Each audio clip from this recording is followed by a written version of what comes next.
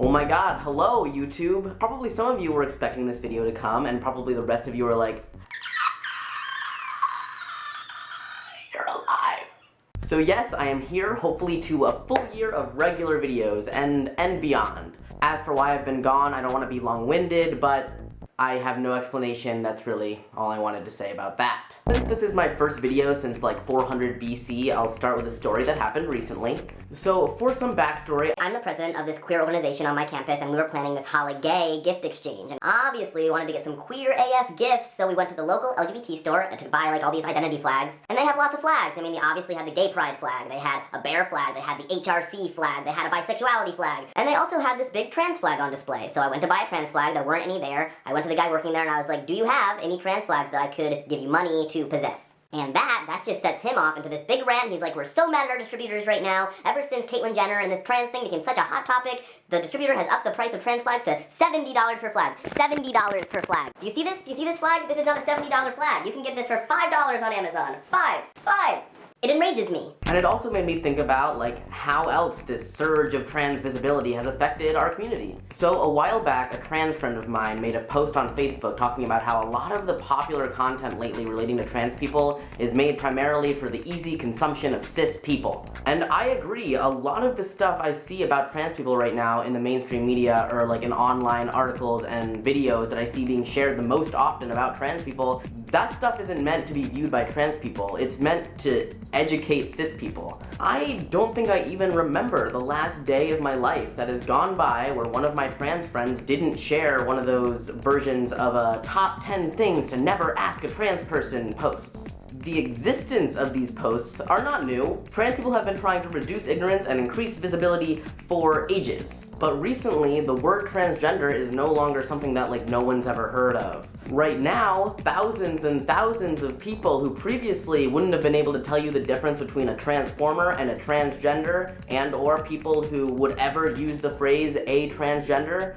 those people are like suddenly itching to talk about whether or not a trans woman deserves the Woman of the Year award. AKA a bajillion people are sharing their opinions about trans people while still knowing virtually nothing about trans people. Trans people then have to see and deal with all of these people saying strange and misinformed things about trans people, therefore giving them even more of a reason to constantly be educating everybody. And the thing is, trans people don't need to see a list of 10 things not to ask trans people. They don't need to be told that using somebody's correct pronouns is an important thing. We all already know this stuff. We are transgender people with transgender thoughts. We're not sharing these things on Facebook because we like looked at it and thought, oh, what an interesting read, I've really learned a lot here. We're sharing it because we took one look at it and we're like, oh dear lord, if one more person that I barely know asked me if I want a penis, I'm going to slap them with a dildo at a grocery store, which we never end up actually doing because we realize that genitalia is something that you don't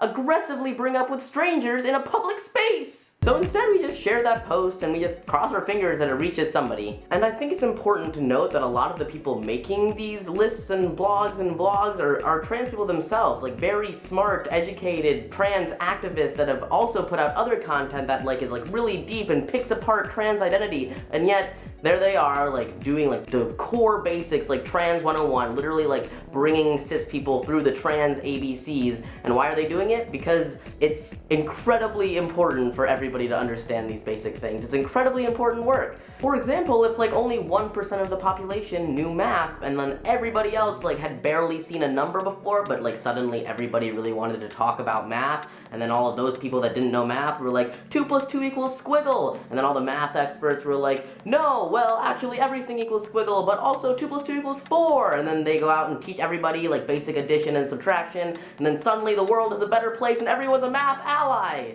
But I will say, it's a little bit strange the number of cis people that like and share those posts, and then turn right around and like low-key say some screwed up shit about trans people. I'm like, hello? What?